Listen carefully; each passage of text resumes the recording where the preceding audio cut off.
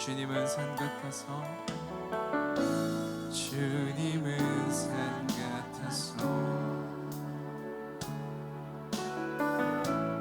여전히 그 자리에 계셔 눈을 들면 보이리라 날 위한 그 사랑 주는 나의 도움이시며 주의 계획 영원하시네 주의 사형 앞에 믿음으로 순종해 예배드리리 주님께서 날 이끄시며 주가 항상 함께 하시네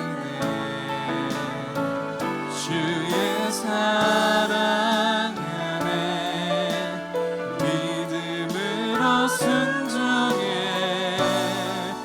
예배드리리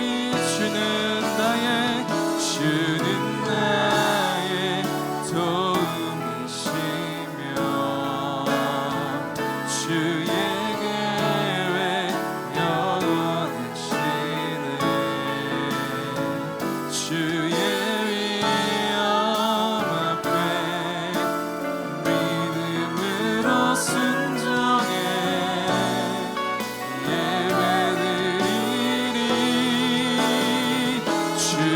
주님께서 날 이끄시며 주가 항상 함께 하시네 주의 사랑 안에 믿음으로 순종해 예배드리리 영원히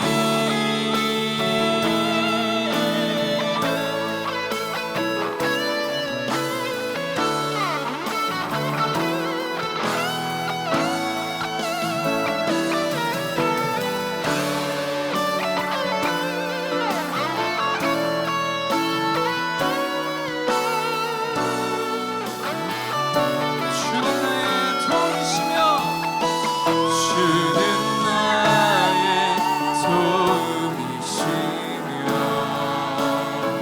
주의 계획 영원하시네 주의 위엄 앞에 믿음으로 순종해 예배드리리 주님께서 날 이끄시며 주가 항상 함께 하시네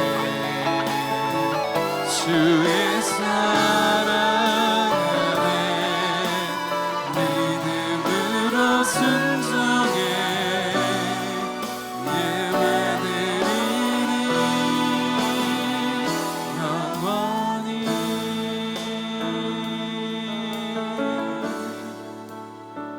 사랑의 하나님 은혜를 감사합니다 어려운 상황 속에서도 우리를 예배의 자리로 불러주시고 주님의 은혜의 보좌의 자리로 초청해 주시니 감사합니다 오늘도 믿음으로 순종함으로 주 앞에 예배하며 나아갈 때에 성령 하나님 우리의 마음 가운데에 찾아 이곳 가운데에 임재하여 주시옵소서 영원하신 그 사랑 온전하신 놀라우신 주님의 사랑을 찬양하며 오늘도 나아가는 한 심령 가운데에 주님 임하여 주시옵소서 그렇게 행하실 주님을 찬양하오며 거룩하신 예수님의 이름으로 기도드립니다 아멘 찬양받기 합당하신 주님께 감사와 영광의 박수 올려드립니다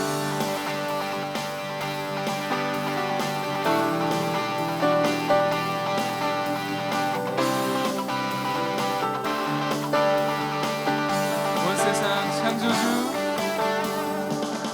온 세상 창조주, 온 세상 구원자, 모든 것 이기신 능력에, 온 세상 창조주, 온 세상 창조주, 온 세상 구원자, 모든 것 이기신 능력에 하나님, 모든 만물 주를 찬양해.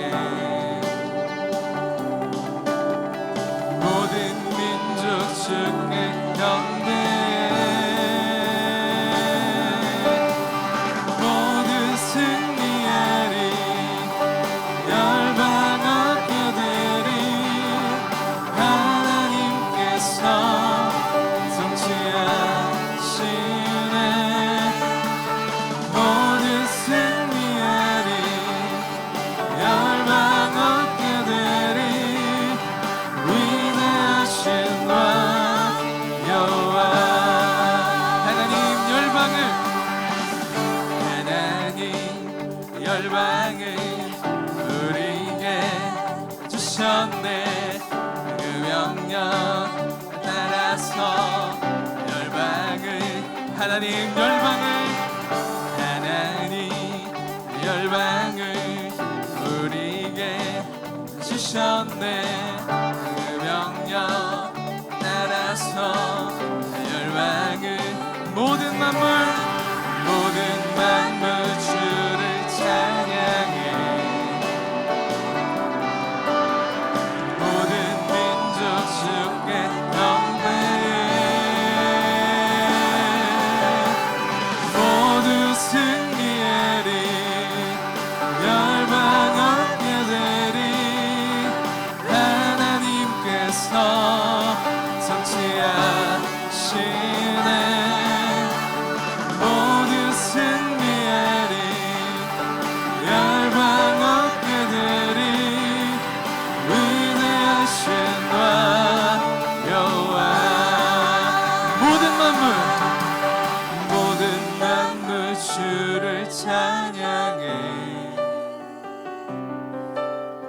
모든 민족 주께 경배해. 모든 만물 주를 찬양해. 모든 민족 주께 경배해. 찬양 할렐루야, 찬양 할렐루야, 찬양 할렐루야. 하나님께서 성취하시네. 찬양 할렐루야, 찬양 할렐루야. 위대하신 왕 여호와. 찬양 할렐루야, 찬양 할렐루야, 찬양 할렐루야. 하나님께서 성취하시네. 찬양 할렐루야, 찬양 할렐루야. 위대하신 왕 여호와.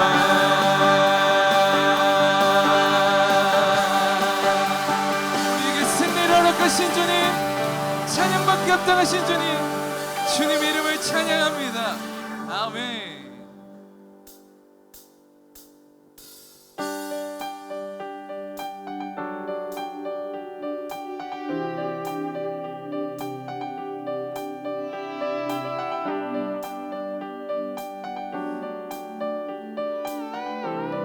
하늘에 계신 아버지, 하늘에 계신 아버지, 이름 거룩하며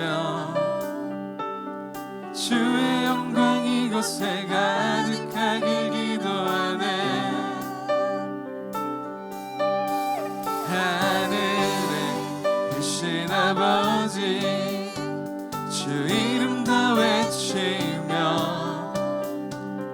주의 영광 이곳에 가득하길 기도하네. 찬양해 새 노래로 찬양해 새 노래로 찬양해 새 노래로 주님께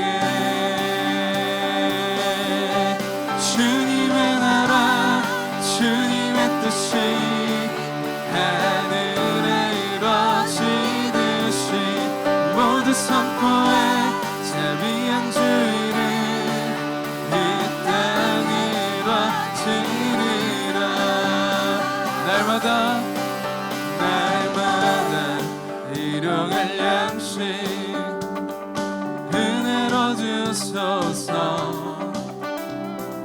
예수 이름으로 우리 모두 기도하네 시험에 들게 마시고 시험에 들게 마시고 악에서 구원하소서 예수 이름으로 우리 모두 기도하네 찬양해 새 노래로 찬양해 새 노래로 찬양해 새 노래로 주님께 주님의 나라 주님의 뜻이 하늘에 이루어지듯이 모두 선포해 자비한 주 이름 이 땅에 이루어지 주님의 나라 주님의 나라 주님의 뜻이 하늘에 이루어지듯이 모두 선포해 자비한 주 이름 이 땅에 모든 나라 주께 모든 권세 주께 모든 영광 영원히 아멘 모든 나라 주께 모든 권세 주께 모든 영광 영원히 모든 나라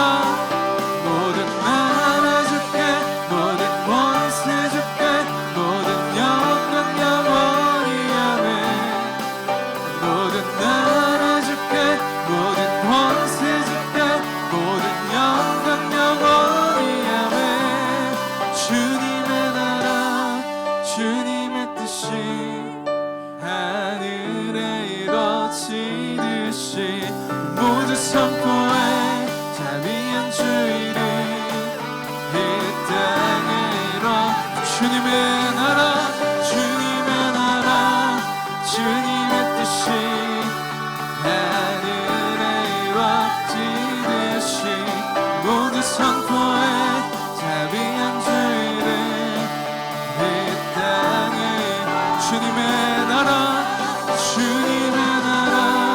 주님의 뜻이 하늘에 이루어지듯이 모두 선포해 자비한 주 이름 이 땅에 이루어지리라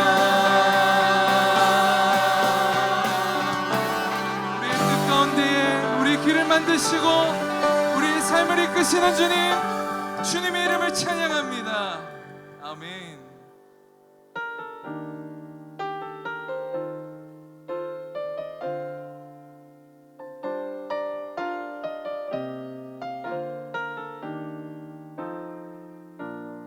예수 나의 좋은 치료자 예수 나의 좋은 치료자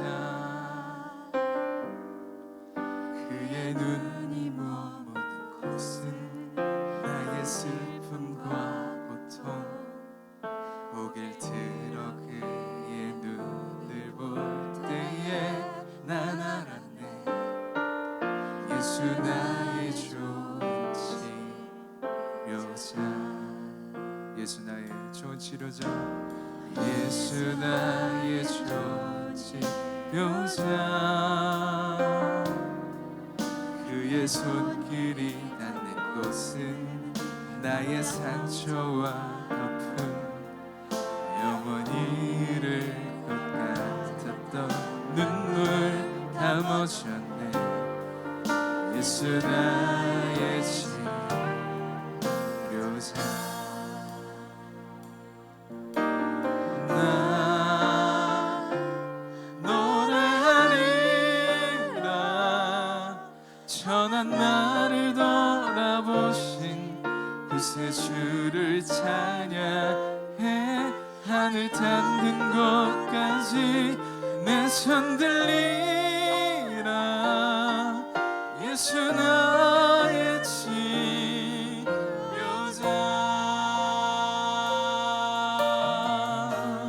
예수 나의 좋은 치료자. 예수 나의 좋은 치료자.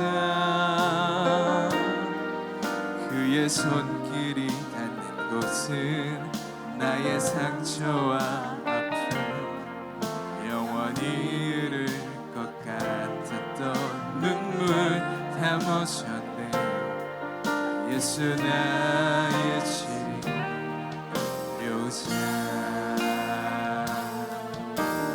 나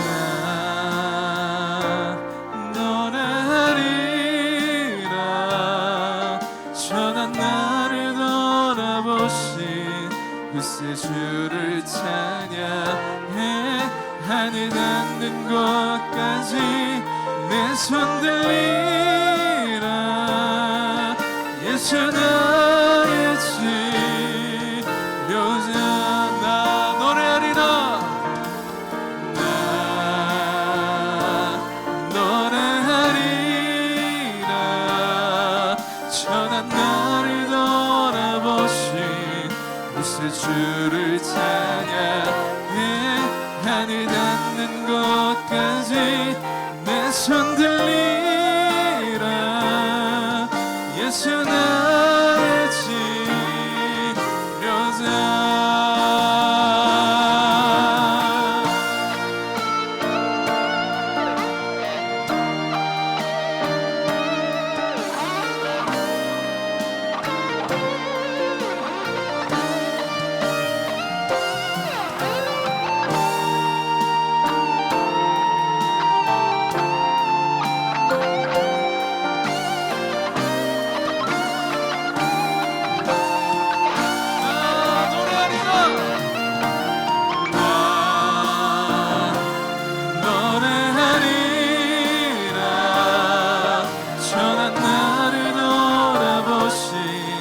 그새 주를 찬양해. 하늘 닿는 곳까지 내 손 들리라. 예수 나의 치료자. 우리 전심으로 고백합시다. 나 노래하리라. 나 노래하리라. 천한 나를 돌아보신 그새 주를 찬양해. 하늘 닿는 곳까지 내 손 들리라. 예수 나의 치료자. 이제 눈 들어 주 보네.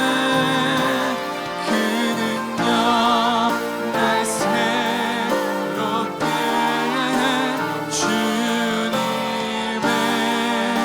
사랑 날 만지시니 내 모든 두려움 사라지네. 폭풍 속에도 주 붙들고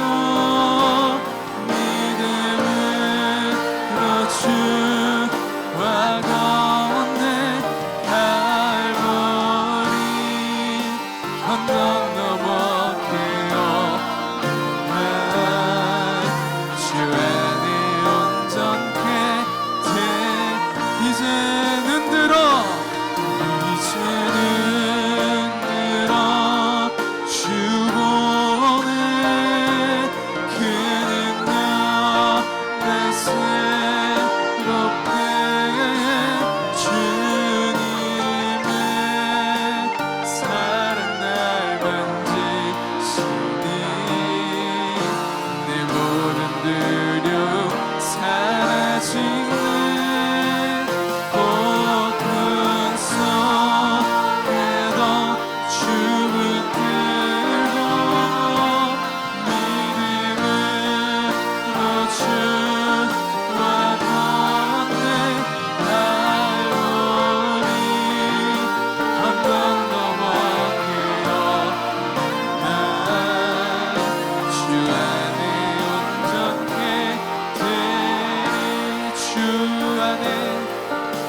주 안에 온전케 되리 주님 안에 주 안에 온전케 되리.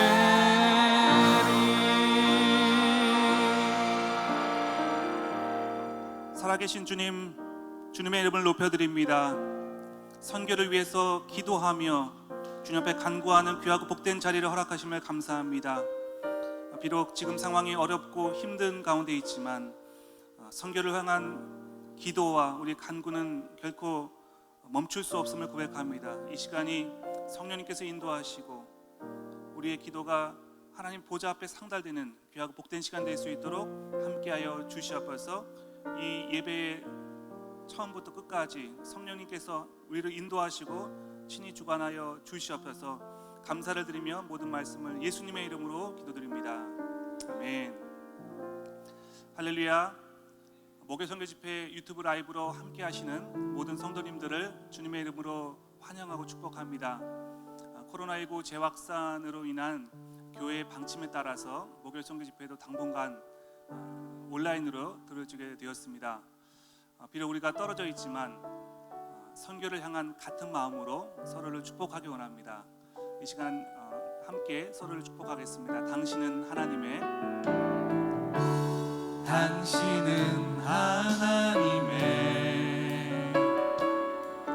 언약 안에 있는 축복의 통로 당신을 통하여서 열방이 주께 돌아오게 되리.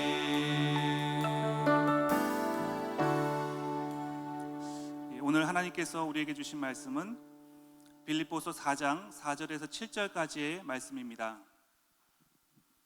빌립보서 4장 4절에서 7절까지의 말씀을 제가 읽어드리겠습니다.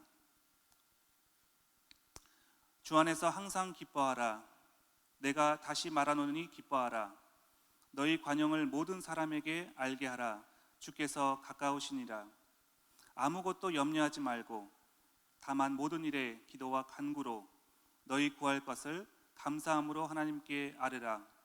그리하면 모든 지각에 뛰어난 하나님의 평강이 그리스도 예수 안에서 너희 마음과 생각을 지키시리라. 아멘. 이제 항상 기뻐할 수 있는 비결이라고 하는 제목으로 임성호 선교사님께 나오셔서 하나님 말씀을 증거해 주시겠습니다.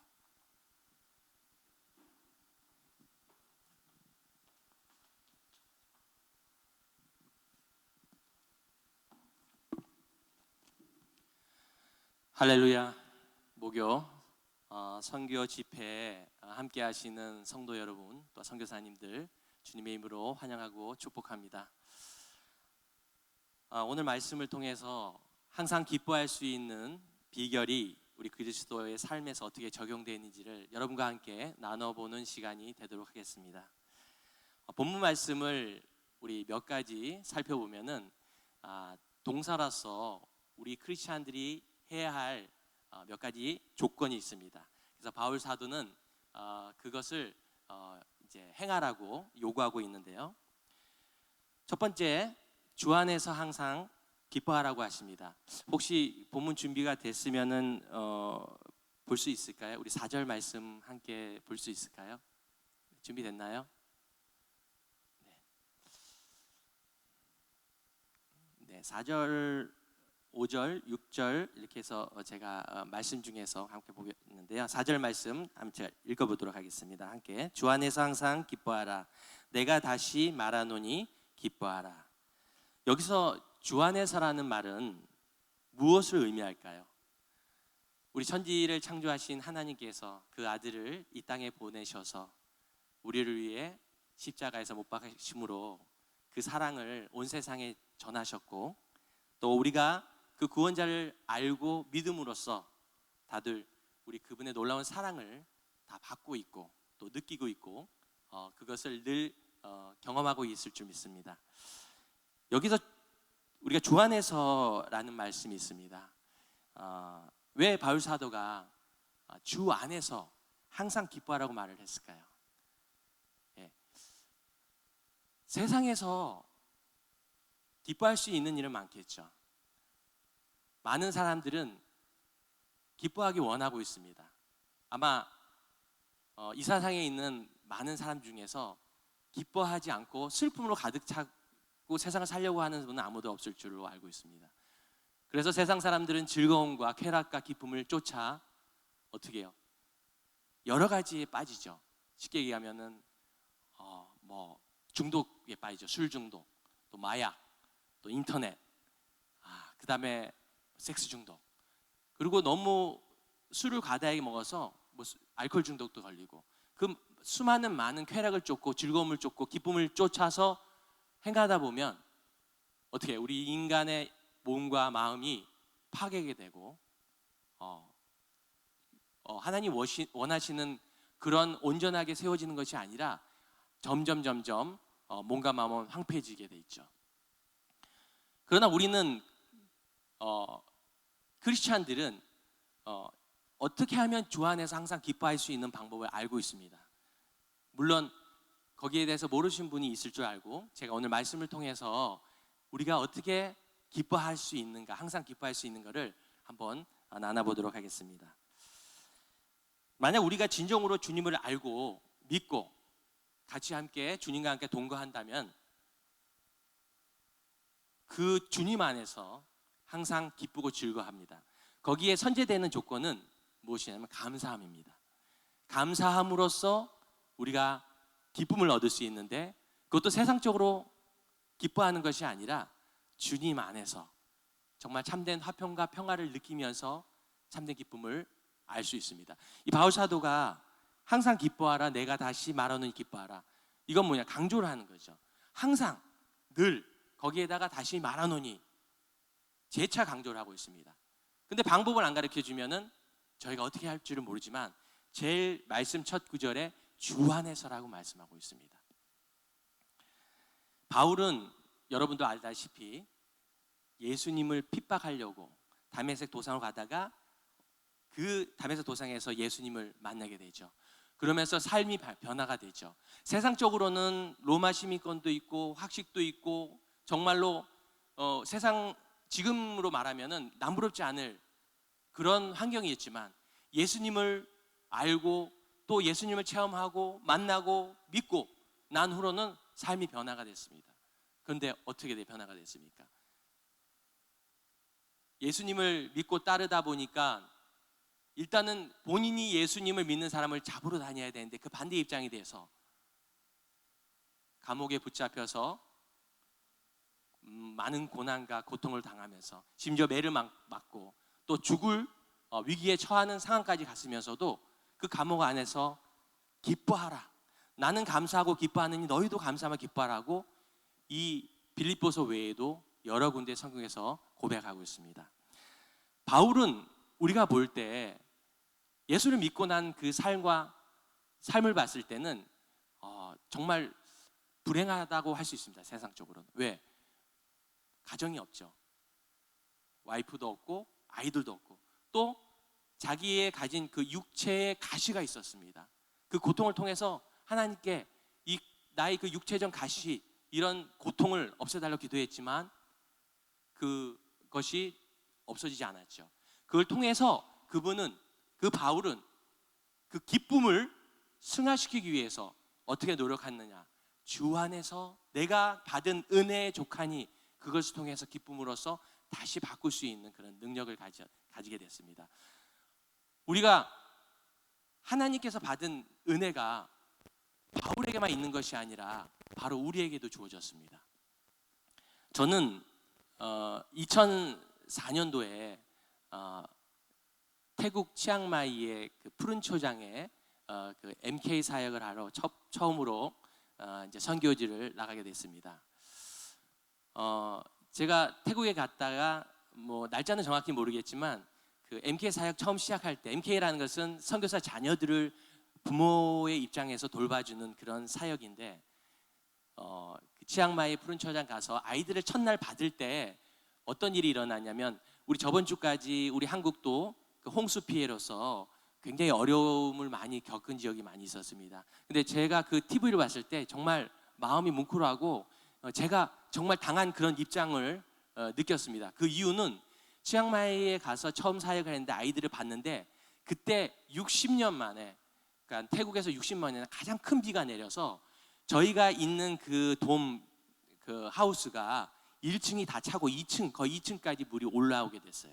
근데 거기가 12명 정도에서 15명 정도로 생활하는 그런 숙소였기 때문에 아이들은 한 명씩 이제 숙소에 입소하기 시작했고 비는 계속 오기 시작했고, 그래서 처음에는 아이들이 이제 오면서 비가 오니까 물이 막 차고 하니까 막 재밌다고 즐거우면서 물장난도 치고 하다가 물이 이제 집에 들어와서 TV, 세탁기, 전자제품을 이제 덮치를 할 때 너무 불안해지기 시작한 거예요. 왜냐하면 전기가 합선이 된다 하면 전기도 나갈 뿐더러 불도 날 수 있기 때문에. 그래서 그때부터는 정신을 차리고 냉장고도 그때 아마 3개 정도 있었을 거예요. 아이들하고 냉장고 옮기고 세탁기 옮기고, 처음엔 중간층까지 옮기다가 나중에 물이 1층까지 쳐서 2층까지 옮기고. 그런데 그때 정신이 없다 보니까 원래 태국은 그렇게 비가 물난리가 많구나 생각을 하고 정신없이 했어요. 근데 나중에 알고 봤더니 60년 만에 물이 그렇게 처음으로 홍수가 덮친 걸 하더라고요. 물이 가득 찼습니다. 그러고 나서 5일이 지나서 물이 빠지고 나서 어떻게 할 수가 없어서 나가게 되는데, 물이 차다 보니까 아이들 초등학교 5학년부터 고등학교 3학년까지 숙소에 있었고, 저희 아들은 딸이 둘이 있었는데 5살짜리 아이와 초등학교 1학년 8살짜리 아이가 있었습니다. 그 아이들을 업고 나가려 해도 물이 꽉 차서 나갈 수가 없는 거예요. 근데 한 5일 정도 지나니까 소방차가 오더라고요. 그래서 소방차를 타고 나갔습니다. 그래가지고 여인숙 같은 데 가가지고 한 일주일 있다 보니까 물이 빠졌어요. 그래서 다시 들어갔죠. 물이 빠져 들어가서 뭐 청소를 했죠. 아이들하고 청소를 했죠. 아이들은 막 즐겁다고 막 깨구리도 나고 막 뭐 여러 가지 동물, 뱀도 나오고 막 여러 가지 파충류도 나온 상황에서 막 소리를 지르면서 청소를 하고, 또 전자제품 같은 것도 펌프 같은 것도 수리해야 되고, 또 물탱크가 천장에 있는 것이 아니라 옥상에 있는 것이 아니라 지하에 묻어 있다 보니까 거기 물탱크도 청소를 한 3번 4번 하고, 그러다 보니까 한 일주일 청소하다 보니까 이제 안정적으로 좀 깨끗하게 됐어요. 그러고 나서 이제 저녁이 되니까 예배를 드리려고 하다 보니까 또 비가 오기 시작한 거예요.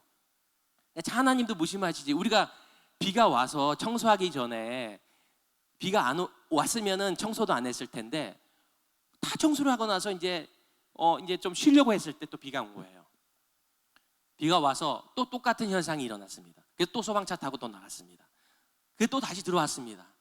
또 다시 청소를 하고 수리를 하고 뭐 정리를 하고 이랬는데, 또 마지막 날 비가 오기 시작해서 이것을 3번이나 반복했습니다. 그게 2005년도 여름인데요. 그러니까 처음에는 일주일 거서 청소할 게 5일, 3일로 줄어들긴 하더라고요. 그래서 그때 저희 가족들과 제가 얻은 게 뭐냐면 정리하는 그 달란트를 얻었습니다. 그래서 청소하고 고치고 닦고 뭐 이렇게 하는 것에 은사가 생긴 거예요. 그래서 지금 너무 감사해요. 저희는 이사를 하면은 하루 만에 다 정리를 합니다. 웬만한 거는. 근데 일반 사람들은 3일, 뭐 4일, 일주일도 간다 하는데, 저희는 그런 하나님께 주신 그런 경험과 노하우가 있다 보니까 정리하고 고치고 뭐 닦고 이런데 아주 굉장히 은사가 생긴 것 같아요. 뭐 그렇다고 리더분들이 혹시 이 설교를 들으시고 선교지에 이렇게 좀 복구하고 어려운 지역을 이렇게 차기에 보내주시면은 안 되고요. 일단 그런 은사가 제가 생겼다고 이렇게 말씀드린 겁니다. 그러면서 뭘 느꼈냐면, 이런 경험을 통해서 제가 태국에서 사역한 동안 그 뒤에 사역은 어렵지가 않더라고요. 그보다 더 어려운 적이 없었어요. 그래서 늘 감사와 기쁨이 넘치는 사역을 마치고 한국에 돌아왔습니다. 한국에 돌아와서 이제 장기 사역 훈련 받고 나가려고 이제 준비하고 하는데 조금 시간이 걸렸습니다. 이제 한국에 오다 보니까 한국의 환경이 너무나 좋고 하다 보니까 이제 가족들의 반대로 조금 시간이 좀 늦어졌는데, 그때 2011년도에 제가 교통사고가 나서 크게 났습니다. 차는 완전히 반으로 반조각 났는데, 차는 박살이 났지만 하나님께서 저는 박살 내지 않으시고, 물론 타박상하고 허리가 좀 다치고 병원에 한 일주일 동안 입원을 했지만은 그 차에 비해서는 제가 굉장히 경미한 사고를 당했습니다. 그렇지만 저에게는 굉장한 두려움이었고 가족들에게는 굉장한 두려움이었죠.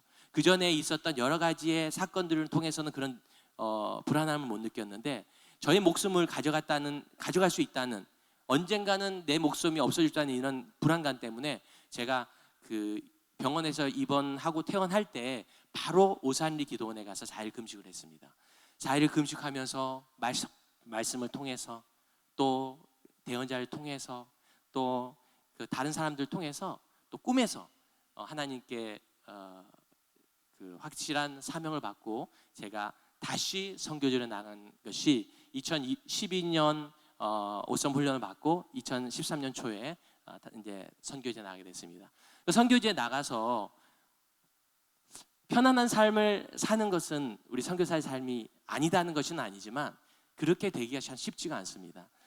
나가가지고 언어에 대한 부담감, 또 오토바이를 타고 다니다 보니까 여러 크고 작은 사고가 났고 또 몇 가지 생각나는 걸 얘기하면은 다리가 부서져서 이렇게 내려앉았어요. 그래서 수술을 하게 됐는데 돈을 좀 아끼려고 좀 좋은 병원에 가고 외국 병원에 가면 되는데 그 로컬 병원에 가서 수술하다가 제가 심장이 정지가 됐습니다. 심장이. 그 상황까지 얘기하면 너무 길을 것 같아서 심정지가 다 해서 하늘나라 문 앞에까지 갔다 온 경험도 있었고 그 다음에 제가 5년 전, 6년 전에 그 소수민족 마을에서 사역하러 갔다가 전갈 맞죠? 전갈한테 물렸습니다. 그 혹시 화면에 있나요? 제가 보내드렸는데 그 사진이 있나 모르겠네요. 있으면 띄워주시고요. 제가 사진이 하나 있어서 보내드렸는데 그 지금 사진에 나왔으면 그 사진에 나온 화면이 저희 다리를 불러서 제가 그때 정말 이제 제가 하늘나라 가는구나 생각을 했는데 그때 이 목선에서 기도를 해줬다는 것을 며칠 후에 들었습니다. 근데 제가 얘기를 안 했는데 어떻게 그렇게 정보만이 갔는지 저는 이제 여러 가지 사고를 당했어도 잘 이렇게 보고를 잘 하는 스타일도 아니고 잘 못하는 스타일입니다. 그냥 기도만 하고 저희가 이렇게 해결하고 뭐 하나님을 의지할 뿐인데 어떻게 목선에서 기도하고 있다는 소식을 듣고 며칠 만에 회복이 됐습니다. 근데 제가 그 당시에 선교지에 2년인가 3년 정도 되는 텀에 전갈에 물렸는데 사실 너무 열정적으로 사역하다 보니까 그때 힘이 너무 많이 빠졌었어요. 좀 지쳐 있는 상황에서 전갈에 물리니까 그 전갈 독이 몸에 퍼지면서 왜 그 뱀의 독을 먹으면은 몸이 아주 건강해진다는 그런 얘기가 있죠. 근데 그게 거짓말이 아니더라고요. 저한테는 그때 거의 죽을 수 있는 환경이었죠. 얼굴이 막 퍼지고 몸이 막 붓고 열은 뭐 45도로 오르고 막 제정신이 아니에요. 무슨 말을 했는지도 몰라요. 그런 상황 속에서 그 독을 물고 거의 제가 한 2, 3년을 다시 청년의 몸으로 돌아가지고 사역을 했던 것 같아요. 그래서 하나님께서 독을 주셨어도 그 독을 통해서 더 건강을 회복시켜 줘서 제가 이렇게 앞에 나와서 설교도 하고 힘있게 사역을 할 수 있었던 것 같습니다. 그러니까 제가 항상 기뻐하는 거 말에 선행돼야 하는 것이 바로 감사하는 거라 얘기했죠. 근데 바울의 상황과 제 상황을 봤을 때는 전혀 감사할 상황이 아니에요. 왜 다리가 부서져가지고 지금도 핀이 박혀 있는데 6개의 핀 중에서 하나는 부러져가지고 빼지 못해서 핀이 박혀 있습니다. 아마 제가 이 핀을 뽑으려면 다리를 잘라내서 이 핀을 뽑아야 된다 하더라고요. 그래서 그냥 놔두기를 하고 바울도 흔적을 갖고 있었는데 나도 흔적을 갖고 있다 싶어서 지금 나사가 하나가 다리가 박혀 있습니다. 물론 비가 왔을 때 좀 쑤시고 하지만 지금 활동하는 데는 전혀 지장이 없습니다. 근데 그걸 통해서 전갈에 물림을 통해서 또 사고를 통해서 심장이 멎었다가 다시 살아나면서 어떤 생각을 가졌냐면 하나님을 원망하는 것이 아니라 하나님께 감사가 나오는 거예요. 제가 죽을 수 있는 환경들이 여러 번 있었지만 하나님께서는 저를 다시 살려서 다시 저를 사용하시고 또 저를 더 힘있게 쓸 수 있다는 것을 믿음을 갖게 된 거죠. 그래서 제가 거기에 대한 감사함을 느꼈고 또한 그 경험을 통해서 이렇게 여러분들한테 제가 간증도 할 수 있지만 누구를 만났을 때도 죽음이 두렵지가 않는 거예요. 코로나도 사실은 뭐 두려워할 수도 있겠지만 두렵지는 않습니다. 하나님께서 언젠가는 불려가실 거고 불려가면 하나님의 나라 가서 영원토록 같이 살 수 있다는 기쁨과 그 다음에 그것을 통해서 제가 하나님께 영광을 돌릴 수 있다면 언제든지 죽을 각오가 되어 있는 거죠. 저뿐만 아니라 많은 선교사님들은 죽으면 죽으리라는 그런 마음으로 아마 선교지에 갔을 걸로 생각됩니다. 그리고 지금도 그렇게 살아가고 있다고 저는 믿어 의심치 않습니다.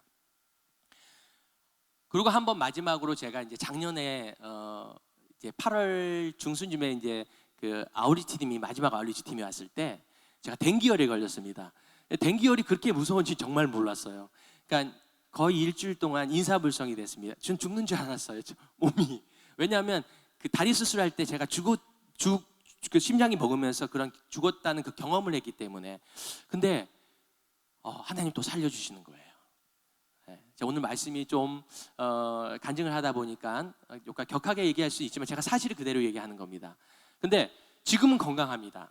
지금은 건강하고 거의 다 회복이 됐습니다. 그러면서 그 선교지뿐만 아니라 많은 그 어려운 환경 속에 있는 사람들을 이해하게 됐고, 이번에 물난리가 났을 때도 내가 직접 당한 그런 물난리처럼 기도하게 되고 당장이라도 내려가서 도와주고 싶고 막 그런 마음이 생기는 거예요. 불쌍한 사람 보면 도와주고 싶은 그런 마음이겠죠.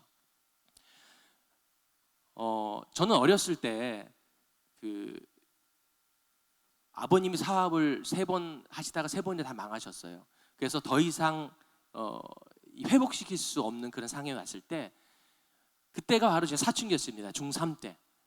고1 사이인데 가장 어렸을 때가 제가 중3부터 고등학교 3학년 때까지가 가장 어려운 시기였는데, 그때는 뭐 먹을 거 없는 거는 당연하지만 집에 가면은 빚쟁이들이라든지 또 집안 분위기가 너무 안 좋았어요. 어지럽고 정신없고 분위기도 그렇고 마음이 너무 괴로웠어요. 그래서 제가 피난할 때는 어디냐면 학교 갔다 와서 집에 잠시 가서 씻고 교회 갔죠. 그 교회 가서 뭐 합니까? 기도하죠. 물론 교회 가서 기도만 하는 건 아니죠. 찬양도 드리죠. 또 예배 때마다 예배 드리죠. 그래서 제가 중3 때부터 고3 때까지는 거의 집부덤 교회에서 살았던 시간이 더 많았던 것 같아요. 그래서 교회 예배, 새벽 기도, 거기서 잠을 자고 새벽 기도하고 집에서 씻고 다시 학교 갔다가 돌아와서 다시 교회 가고, 이런 생활을 하다 보니까 어떻게 하게 됐어요? 저의 모든 무겁고 힘든 짐들을 다 하나님께 맡기는 그런 방법을 깨닫게 된 거예요. 주 안에서 함께 할 수 있는 방법이 그때 터득이 된 거예요. 오늘 바울 사도가 주 안에서 항상 기뻐하라, 내가 다시 말하노니 기뻐하라, 이 말씀이 그 당시에 제가 말씀을 몰랐어도 깨닫게 되고 체험하게 된 거예요. 그러니까 교회에 와서 있으면 너무 평안한 거예요. 그리고 나의 그 모든 무거운 짐들을 하나님께 의탁해 놓으니까 생각이 안 나는 거예요. 그 기도하면서, 특히 저는 찬양을 좋아합니다. 제가 찬양을 좋고 음악을 좋아하다 보니까 대학교를 음대를 가고 싶었어요. 근데 형편이, 아버님 사망해서 형편이 어렵다 보니까 그렇게 될 수가 없죠. 그래서 고등학교 졸업하고 바로 일을 시작을 했죠. 근데 다행히 대학은 합격해서 대학교 다니면서 일을 하면서 이렇게 살아왔습니다. 아르바이트는 안 해본 것이 없던 것 같습니다. 그리고 그런 중에 제가 어떤 꿈이 있었냐면요, 고등학교 때 그 당시에는 사실은 뭐 믿음이 뭐 좋지도 않고 깊지도 않다 보니까 음악을 해서 세상적으로 이렇게 싱어송라이터를 하죠. 예, 지금은 뭐 이렇게 나이도 많이 있고 시간이 지나다 보니까 뭐 그런 어떤 달란트들이 많이 없어졌는데, 그 당시에는 굉장히 거기에 대한 그 마음이 있다 보니까 싱어송라이터, 뭐 작곡가 또는 뭐 그 음악을 만들어서 세상적으로 널리 알리고 싶어서 돈 많이 벌어서 우리 집을 좀 일으키고 싶은 그런 마음이 있었습니다. 그런데 하나님께서 그 길을 열어주시지 않으시더라고요. 정말 간절해서 기도도 많이 했습니다. 근데 집안 형편이 풀리지가 않더라고요. 오히려 더 어렵게 빠지고 하더라고요. 근데 대학교 2학년 때 1988년, 제가 87학번입니다. 1987학번인데 88년도에 굿라이프 음악선교단이라고 선교단이 있습니다. 선교하는 단체인데 음악으로 선교합니다. 사형리 갖고 선교하고 또 간증, 찬양으로. 거기서 연락이 왔습니다. 친구를 통해서. 물론 그 당시에 제가 실력이 안 됐습니다. 굉장히 수준 높은 팀이고 지금 최명자, 그다음에 최영덕 간사님, 뭐 그 최영덕 간사님 같은 건 가사 제자 사무라, 뭐 달리다곰, 그 나의 등 뒤에서 이런 찬양을 작곡하신 분인데, 그런 분들도 다 저희 선배님이신데, 그 팀에 들어가서 한 2년 동안 열심히 사역을 했습니다. 그때 아르바이트하고 학교 다니고 또 찬양 집회 가고 이런 생활을 하다 보니까 제가 지금 몸무게에 비해서 한 24kg가 줄어든 것 같아요. 그 당시 54kg까지 갔습니다. 그건 어떻게 알게 되냐면, 이제 그 형편이 어렵다 보니까 제가 이제 아르바이트를 하더라도 대학 가고 생활하기엔 너무 벅찬 생활이었습니다. 그러다 보니까 그 군에 가서 좀 있다가 돌아오자 싶어서 이제 그 신검을 받았죠. 근데 신검을 받는데 그 의사가 심각한 얼굴로 병원에 한번 가보라 하더라고요. 엑스레이 꼭 찍어보라고. 그래서 저는 바로 그 그 다음 날 못 갔습니다. 왜냐하면 그때 그 선교 집회가 있어서 찬양 집회가 있어서 바로는 못 갔고 며칠 있다가 갔더니 제가 폐렴에 걸린 거예요. 근데 지금은 폐렴하면 뭐 약 먹고 의술이 원체 발달됐으니까 그래 큰 병이 아니지만 32년 전에 88년 88, 9년 정도 9년 정도 되거든요. 그때는 저는 잘 몰랐어요. TV나 영화에서 보면 폐병 걸려서 피통하면 죽는 그런 병을 알았죠. 그래서 저는 그때 내가 죽을 수 있다는 것을 처음으로 느꼈습니다. 그리고 어머니한테 아버님한테 얘기, 아버님은 지금 안 계셨습니다. 왜냐하면 사업을 실패해서 이렇게 이제 피신해로 오랫동안 피신하고 집에 안 들어왔기 때문에 어머니한테 얘기할 그런 마음이 안 생긴 거예요. 왜냐하면 어머니 막내 아들이 어머니보다 더 먼저 간다는 그런 말 입에 안 나오는 거예요. 근데 그때 제가 무엇을 느꼈냐면 만약에 지금 같고 뭐 선교사로서 있을 때면은 그런 담대하게 받아들이지만 그 당시 어렸을 때는 제가 죽는다는 그런 마음에 너무 마음이 괴로운 거예요. 근데 방법이 있잖아요. 중고등학교 때 제가 터득한 게 뭐예요? 모든 걱정과 근심은 다 주님 앞에 맡겨두라는 그런 것을 제가 경험을 했잖아요. 그래서 제가 그 다음부터는 주님께 맡기면서 기도하며 신앙 고백을 했습니다. 그때 제가 찬양팀에 있다 보니까 곡을 하나 만들었습니다. 그래서 89년도에, 그러니까 32년도 된 곡인데 오래된 곡이고 올드 찬양이라고 생각하시는데 그 찬양을 한번 드리고 싶습니다. 그 이유는 제가 그 어렵고 힘들고 할 때 이겨낼 수 있는 방법 중에 하나가 찬양으로 그것을 이겨내고 기뻐할 수 있는 그런 방법이 중에 하나가 이제 저는 찬양을 드리는 겁니다. 같이 반주 준비됐으면 찬양 한번 드릴까요?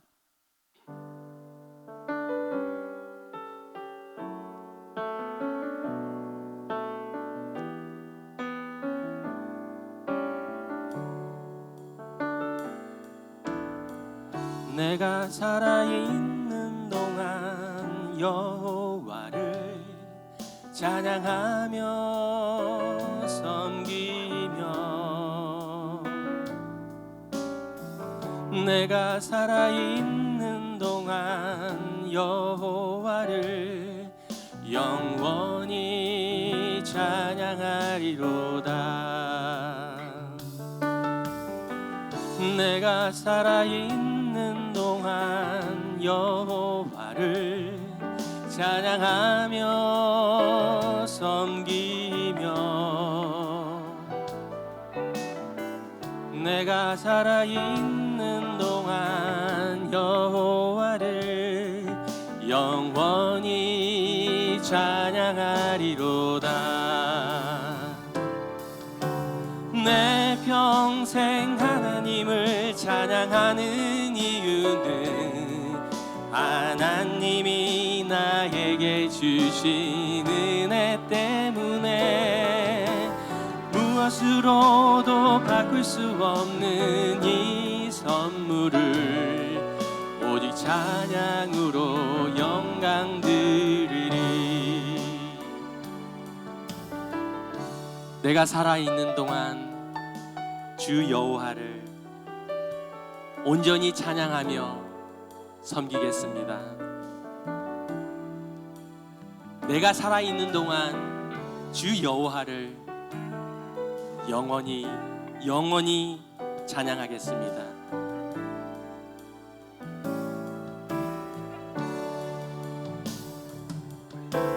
내 평생 하나님을 찬양하는 이유는 하나님이 나에게 주신 은혜 때문에 무엇으로도 바꿀 수 없는 이 선물을 오직 찬양으로 영광 돌리리. 내 평생 하나님을 찬양하는 이유는 하나님이 나에게 주신 은혜 때문에 무엇으로도 바꿀 수 없는 이 선물을 오직 찬양으로 영광 돌리리. 오직 찬양으로 영광 돌리리. 네, 아멘. 이때 지은 곡들 중에 하나인데 많은 곡들 한 뭐 5, 60곡을 만들었는데 지금은 뭐 악보가 없어가 다 없어졌고요. 제가 기억나는 거 몇 곡 해서 한번 악보를 만들어 봤습니다. 이 고백처럼 그 당시에는 정말 막 제가 원래 글을 잘 못 씁니다. 말도 잘 못하지만 글이 막 맨날 국어도 뭐 60점 밑에 나올 정도로 그 국어 점수 엉망이었는데 막 하나님께서 그 기쁨과 영감을 주시니까 막 곡이 나오고 가사가 막 나오더라고요. 그런 상황 속에 있었는데 진짜 은혜가 충만했죠. 그러고 나서 이제 그 보건소에 병원에 가니까 돈을 많이 줘야 되더라고요. 그래서 이제 보건소에 가도 공짜로 약 주는데 괜찮다. 정부에서 나오는 돈 건데 약이 괜찮다 해서 보건소에 갔습니다. 보건소에 약을 주는데 한 15알 정도 주더라고요. 그 약을 먹고 한 6개월, 8개월 정도 먹었던 것 같습니다. 근데 그 약이 좋은데 병이 치료됐는데 이제 화장실 갈 때 옆에 누가 옆에 있으면 안 됩니다. 뭐 약 드신 분은 아시는지 모르지만 오렌지 색깔, 뭐 빨간 색깔의 그 오줌이 섞여나면 약의 색깔이 그러는데 그러니까 그래서 하여튼 은혜롭게 이제 군에 가기 전까지 그렇게 생활했던 것 같습니다. 그리고 보니까 이제 1988년도부터 뭐 선교사라고 하기는 그렇지만 선교 단체에서 이렇게 처음 발을 들여놨던 것 같습니다. 그러고 나서 군에 갔다 와서 제가 생활이 어렵다 보니까 학교 다니면서 이제 공부를 다니면서 직장 생활을 했는데 하면서 하나님께서 어려움도 주셨지만 그 어려움을 저는 어려움이라고 생각하지 않았습니다. 이 바울 사도처럼 그 받은 은혜를 노래 가사처럼 제가 받은 은혜를 정말 마음으로 간직하면서 은혜롭게 감사하면서 기뻐하면서 살았던 것 같습니다. 그렇게 살다 보니까 만나는 분들도 기뻐하시고 즐거워하시고 제가 그 하나님께 모든 걱정, 근심, 그런 어려운 것들, 무거운 짐을 다 내려놓고 살고 기쁘게 살다 보니까 세상 사람들, 주위 친구들, 많은 주위의 사람들이 저희 집과 제가 그렇게 어려운지를 몰랐던 거죠. 그러고 나서 군에 갔다 와서는 직장 다니면서 이제 계속 이제 살아왔습니다. 시간이 많이 없어서 간증은 이것까지로 하고요. 제가 말씀드리고 싶은 것은 선교사의 삶이나 우리 크리스찬인들의 삶이나 다들 좁은 길로 가야 합니다. 예수님께서는 십자가를 지고 나를 따르라고 말씀하셨습니다. 그런 좁은 길을 우리가 걸을 때 여러 가지 크고 작고 어려운 일들이 도래됐을 때 우리가 어떻게 주님 안에서 벗어나면 안 됩니다. 세상 사람은 주님을 안에서 살지 못하니까 즐거움을 찾으려고 아까 얘기했던 건 그런 쾌락을 빠질 뿐도 아니라 친구들 만나서 이야기도 하고 또 술도 먹고 그리고 여러 가지 방법으로 살아가고 있습니다. 그러나 그걸 통해서 육체는 파괴되고 또 몸도 상하지만 마음도 파괴됩니다. 우리 선교사나 크리스찬들은 어떻게 주 안에서 기뻐하는 방법들을 찾아야 되는데 저는 이제 그 찬양하는 것도 좋아하고 그다음에 이제 뭐 색소폰을 불면서 또 밤에 불 다 꺼놓고 찬양을 이렇게 하는 걸 굉장히 좋아합니다. 남들은 어떻게 생각할지 모르지만 그걸 통하면은 완전 굉장히 힐링이 돼요. 그 은혜를 굉장히 많이 받습니다. 제 아내 같은 경우는 기도 골방에 들어가서 기도하면서 그 자기의 그런 모든 내면을 다 하나님께 고백하면서 은혜 받고 문제를 해결하기도 합니다. 저 같은 경우는 이제 선교지에서 이런 사고 외에도 뭐 여러 가지 크고 작은 사고를 많이 났어도 어렸을 때부터 이렇게 살아온 환경 때문에 굉장히 긍정적으로 마인드가 바뀌고 또 좀 심각하게 생각을 안 하는 그런 사람 중에 한 명입니다. 그러다 보니까 제가 뭐 다리가 부러져 수술하고 또 정갈에 물려서도 좀 사람들한테 알리지를 않았는데 우리 제 아내 같은 경우는 어떻게 이제 그 해결하느냐 방법을 얘기해 드리는 겁니다. 이제 기도와 이제 말씀 중에서 거하는데 그 기도에 집중을 하면서 막 오랜 시간을 골방에서 기도를 하면 기도를 하고 나면 얼굴이 막 환해집니다. 그리고 기쁨이 가득한 얼굴 와서 목소리부터는 달라지고 행동이 틀려집니다. 그러면서 그 선교지에 있을 때 물론 저도 사고가 있었지만 제 아내는 뭐 저같이 큰 사고는 없었어도 그 친구들이 많이 찾아왔습니다.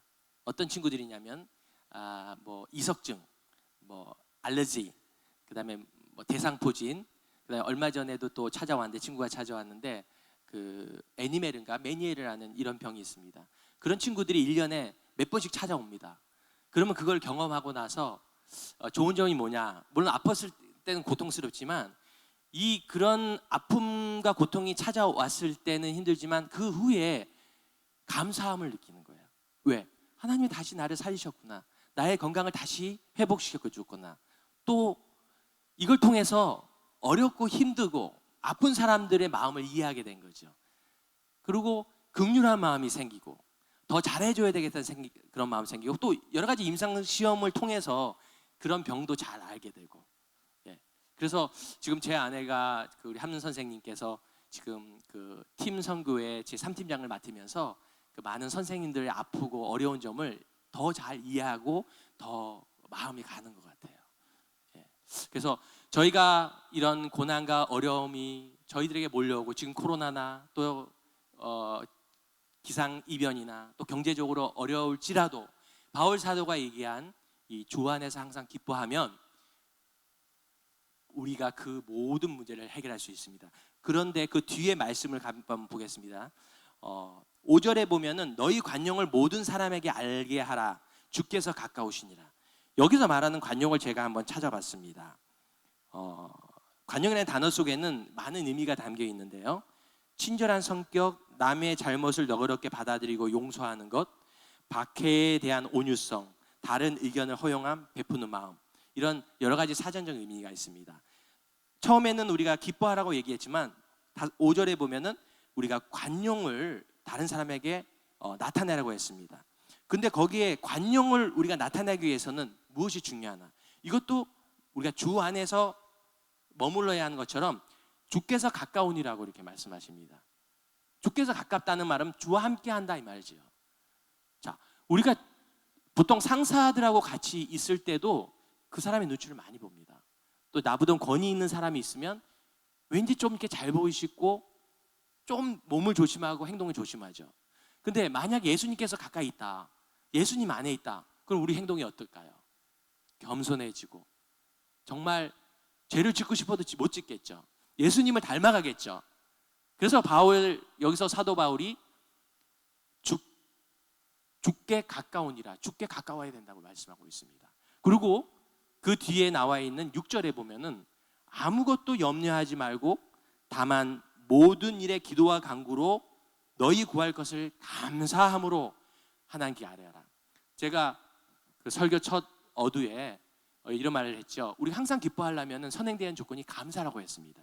그러면 사실은 이거는 이제 뒤로 구절이 나온 것도 어떻게 보면은 좋은 이렇게 방법일 텐데,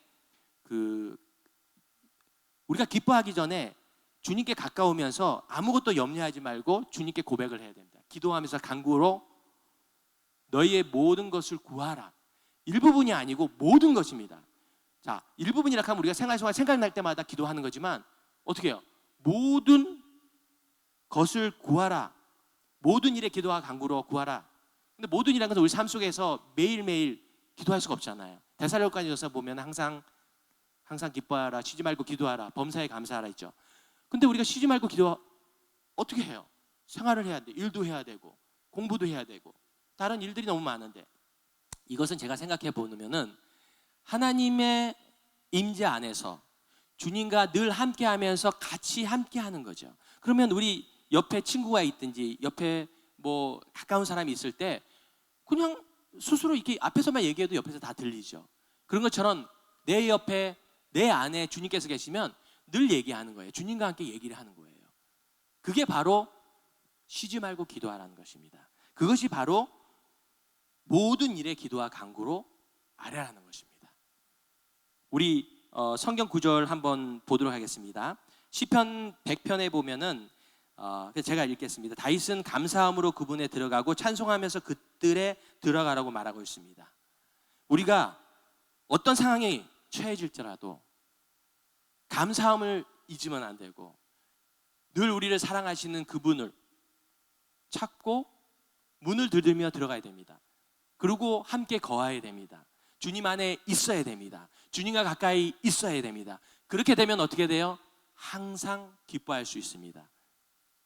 오늘 말씀 항상 기뻐할 수 있는 비결을 여러분과 함께 나눴는데요. 물론 제가 이제 준비하는 말씀 구절은 너무나 많습니다. 말씀 내용은 많은데 시간 관계상 마지막 여러분께 짧은 이야기와 함께 오늘 선구를 한번 이제 같이 나누고 마치도록 하겠습니다.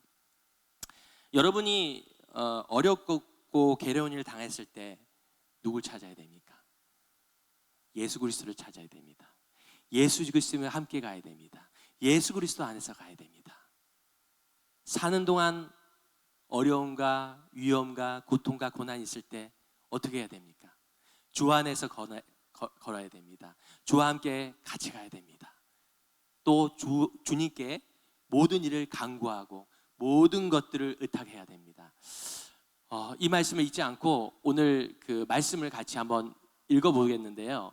제가 저번 주에 이 말씀을 준비하면서 너무 부족하더라고요. 그래서 사실 설교를 이렇게 하다 보면은 저도 이렇게 좋은 설교 말씀 들어도 3일, 4일 지나면 잊어버립니다. 요즘엔 더 짧아지더라고요. 그 목사님들이 얘기하는데 그 몇 시간만 지나면 잊어버리는 사람도 있고 하루 지나면 한 7, 80%는 다 잊어버린다 하더라고요. 일주일 지나면은 기억하는 분들이 거의 없을 정도로 우리가 물론 집중을 안 할 수도 있지만 우리 인간이 가진 기억력이 좀 한계가 있는 것 같아요. 그래서 제가 이렇게 올 3월 달에 한국에 나와서 꿈과 소망을 하나 가졌는데 그 나이가 더 들기 전에 성경 구절을 좀 외워야 되겠다. 왜냐하면 설교 말씀은 그 당시에는 은혜를 받지만 시간이 지나면 생각나는 것들이 잘 없더라고요. 책을 읽어도 참 좋은 책이라고 하지만 막상 내용을 얘기하라면은 이야기하기가 힘들더라고요. 근데 성경 구절은 제가 외우고 있으면 언제든지 그 말씀을 통해서 은혜 받을 수가 있더라고요. 그래서 제가 죽는 그날까지 성경 구절을 1000구절 또는 1004구절 또는 천국구원 1991구절, 제 목표는 1991구절을 새로 외우는 것이 제 목표입니다. 근데 그냥 외우면은 제가 해봤어요. 그냥 한 59구절을 외워봤는데 아무리 해도 안 외워져요. 열흘 동안 해도 한 구절도 제대로 정확하게 외우는 게 없더라고요. 그런데 아까 제가 이제 찬양을 드렸을 땐 저희 그 신앙 고백으로 찬양 드렸지만 저번 주에 제가 말씀을 준비하면서 사실 말씀 제가 아무리 훌륭한 설교자라도 여러분들한테 이야기해도 사실 그것이 많이 와닿는 수도 있겠지만 오랫동안 기억되기가 쉽지 않다는 것을 제가 느끼고 성경 구절만 그냥 한 100번, 200번만 얘기하고 내려가는 것이 오히려 더 좋겠다는 생각이 들었습니다. 그러나 저에게 주어진 시간 안에 또 설교 말씀도 전하고 또 그 외의 시간을 성경 구절을 함께 외울 수 있는 그런 시간을 가졌으면 좋겠다는 마음으로 제가 곡을 한번 만들어 봤는데요. 이 성경 구절 곡은 뭐 완성도는 떨어집니다. 완성된 것도 아니고요. 나중에 여러분들이 좋다는 의견을 제시하면 좀 편곡도 하고 곡을 좀 다듬어서 뭐 다시 한번 부를 시간이 있을지 모르겠습니다. 같이 한번 우리 밴드 팀에 맞춰서 이 성경 구절을 함께 외우고 마음으로 외우고 또 그 마음으로 외운 것을 간직하면서 이번 한 주, 한 달 또 평생이 갔으면 좋겠습니다. 우리 항상 기뻐하는 마음으로 찬양 드리도록 하겠습니다.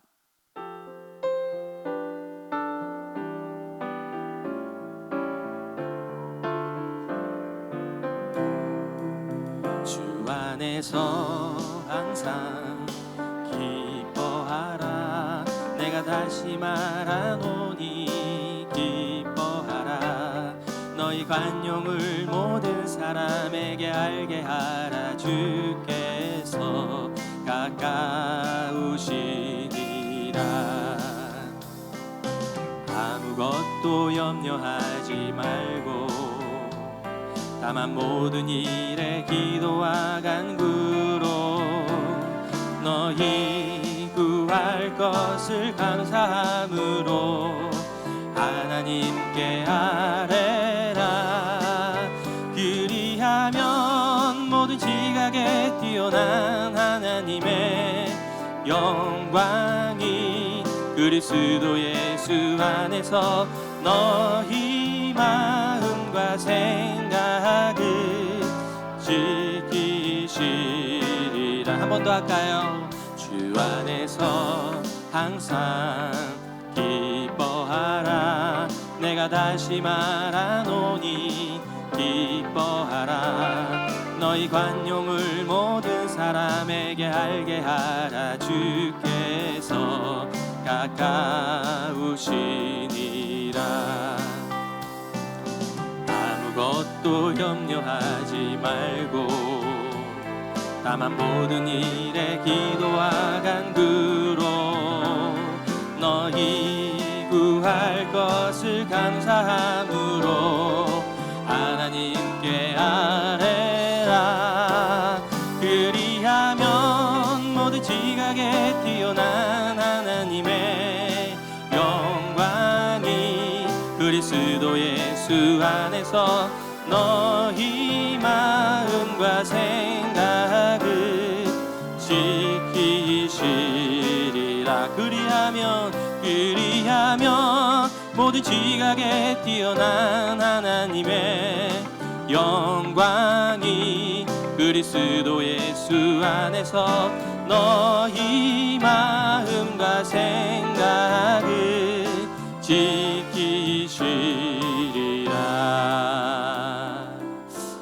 네, 다 같이 기도하겠습니다. 항상 기뻐하라고 말씀하시는 주님, 우리가 현실을 보지 않게 하시고 믿음의 눈을 들어 눈에 보이지 않아도 저 너머에 역사하시는 주님을 바라보게 하시고 또한 주변 사람에게 관용을 베풀 수 있는 너그러운 마음과 모든 일에 감사함으로 우리의 구할 것을 하나님께 아뢰므로 응답받게 하시고 주께서 우리 가까이에 계심을 나타낼 수 있는 힘 있는 군사들로 우리들을 사용하여 주시옵소서. 그렇게 응답하실 주님께 감사드리며 존귀하신 예수님 이름으로 감사 기도드렸습니다. 아멘. 다 함께 주님 다시 오실 때까지 찬양하십니다.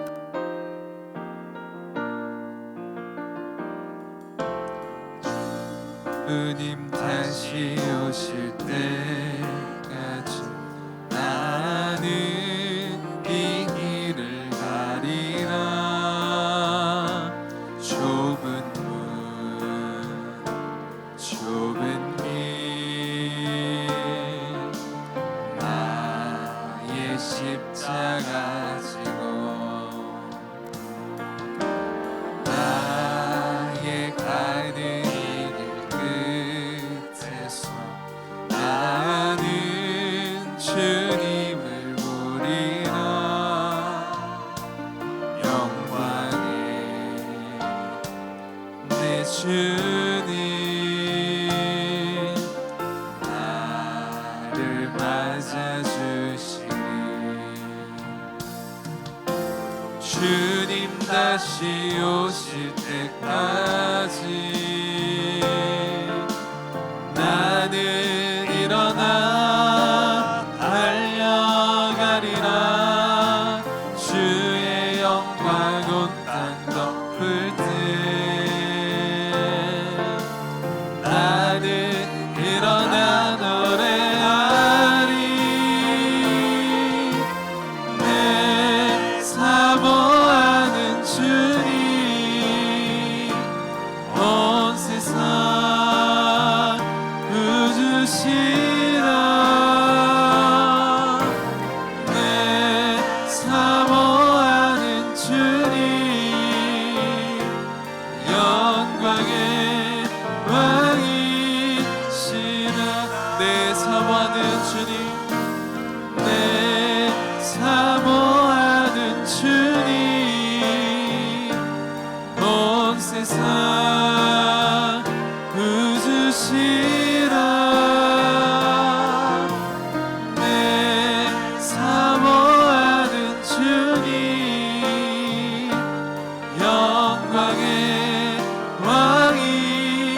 영광의 왕이시라.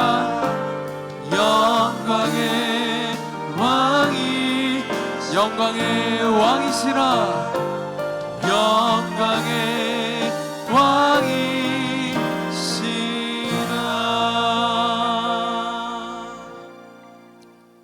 이제는 우리 주 예수 그리스도의 은혜와 하나님의 변함없는 사랑과 성령의 교통하심과 함께하심과 위로하심이 항상 기뻐하기를 소망하고 결단하며 주님 안에 거하며 주님께 맡기며 주님께 항상 감사함으로 주께 영광 돌리길 소망하는 모든 성도님들과 그의 가정과 일터와 또 사역 위에, 그리고 지금도 열방에서 주의 복음을 증거하시는 귀하신 선교사님들 위해, 특별히 육체 연약함으로 투병하고 계신 선교사님들 위해, 그리고 주의 소망과 기쁨이 간절히 필요한 선교사님들 위해, 그리고 지금도 열방에서 주의 복음을 기다리고 있는 모든 민족들 위해 이제와 영원토록 함께하옵시기를 간절히 축원하옵나이다.